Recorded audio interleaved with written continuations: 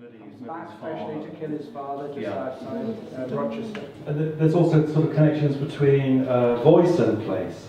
So we were talking just a moment ago about Cannon Street Road in Whitechapel, which is a street that is the old spine of the East End that runs from kind of Wapping up to Bethnal Green Road and on to Hackney. And this is a street. I wrote a novel called Foxy Tea, which is set in Cannon Street Road at the turn of the century. And rather than exploring any kind of anything historical material, or I was looking at the top layer of the strata in this area that's been defined by migration, looking at what's happening on the absolute surface. And the most striking thing about Cannon Street Road at that time, the most striking economy that was evolving, was the development of what has become known as multicultural London English. This kind of hybrid language which borrows from Black British language and Cockney, and was kind of evolving before my eyes, really, and before my ears. And in writing a novel about Whitechapel set at that time, turn of the century, it was impossible not to write in what became known as multicultural London English. But earlier, we would say how 20 years before, 30 years before, other kinds of economies were kind of operating in Cannon Street Road. Other writers, kind of cocaine smuggling, Well, what it was there was a house, door to door. a particular house in Cannon Street Road, where survivors from 60s counterculture, rock and roll had hidden away, almost like in performance. And one of these guys had become a major book dealer, which is to say that he was dealing with the culture and rescuing re-forgotten writers. And it could have been David Seabrook, but it was often Edwardian and Victorian writers that he was rescuing from the streets, bringing into this house. And then people were coming from all over London into this strange sort of ruined house to collect these books. But at the same time, that particular culture was being underwritten by cocaine dealing. So that some of them were, one particular cocaine dealer collected the novels of Somerset and Ross. Somerville and Ross, sort of Anglo-Irish hunting novels, which he would collect first editions of and exchange it for cocaine. So there was a really weird economy going on there. But that was also very much what London was about, that riverside reaches of London, because you had all the stuff that had come in as legitimate cargoes in Wapping for so long.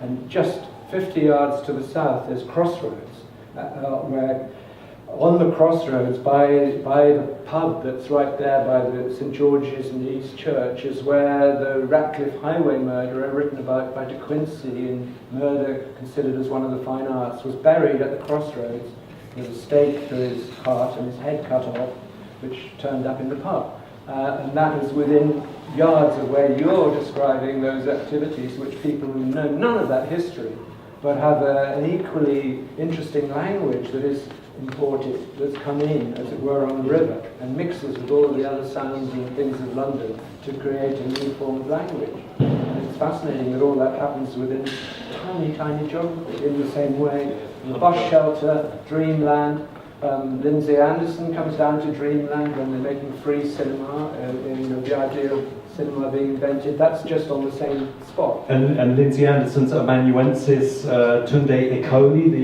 the playwright, grew up on Cannon Street Road and got his first taste of filmmaking, making the first access television programme for the BBC called Open Door in 1973. This 16-year-old kid, Tunde Ikoli, his social worker knew someone at the BBC and said they would make a good programme, so they gave them BBC studios for the night, and with a bit of help from Marty Feldman and Johnny Spate, they made some amazing programmes. This you can kind of counterpoint with another TV programme from the same year, which was in a documentary stand, Man Alive, which took three kids from the same class in school as Tunde. But said these children are already blighted by crime, they're destined to be criminals, and they put them through a number of fictionalized documentary scenes where they would be breaking windows or something, And these kids didn't go on to make an open access TV program or a feature film as Tunde Akoli did, but they spent the whole of the rest of their lives trying to live down that stigmatisation of the man alive document. I think Simon's got a copy of The Wasteland with more footnotes than T.S. Eliot. Yeah. Well, they were. Yeah. Well, they're too embarrassing. They're from when I was about 19. So we won't go on to those. But I was going to bring something in here about, or brings back to The Wasteland a little bit, which is that David Seabrook in his opening to All Devils Are Here talks about this section around Margate, on Margate Sands. So that's that section. There's the bit that doesn't usually gather that much attention is the last two lines of that part of the poem, where it goes, "My people, humble people, who expect nothing." And what David points out, which is kind of really sort of, I think is really important, is that Eliot was here about 5 days before the very first Cenotaph Remembrance Day. And so these words could be the words of the king of that time, which kind of brings us back to tonywhite's Holden Cenotaph. And I suppose the question I would have is, how does Eliot really set the agenda for how you use kind of factual information in works of art? Where does one thing, where do the facts stop, if you like, and where does the story start? Ian? That sounds like the point to finish. Is it the point to finish? I don't know. It feels like it's good. It's a rhetorical question to sort of put out. Yeah. I'm sorry, I forgot what it was. What is it? The rhetorical question is where does the fact end? There is no. Well, I don't think there's any such thing as a fact.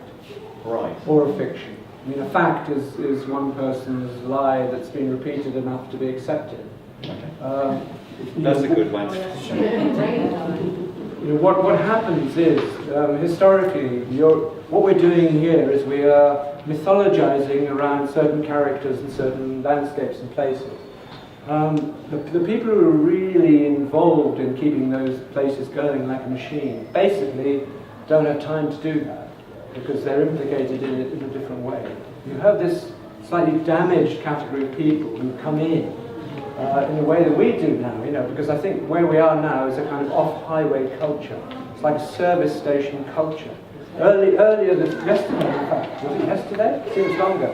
I was in Brunel, right by Uxbridge, just come off the road there, and there's Tony White doing his thing. He's there.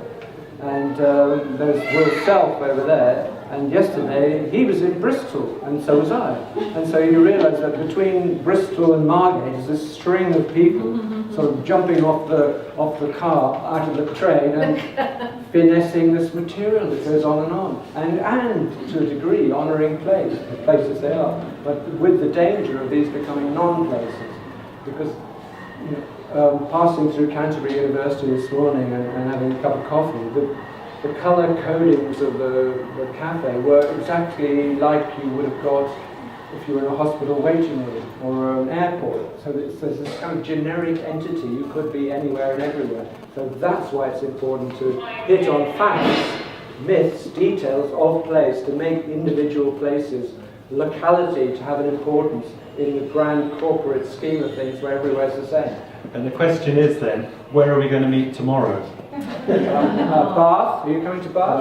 Okay. Well, I'll see you in Mexico. I think that's a good point to finish. Yeah, I think we should do that. Thank you very much. Thank you, everyone.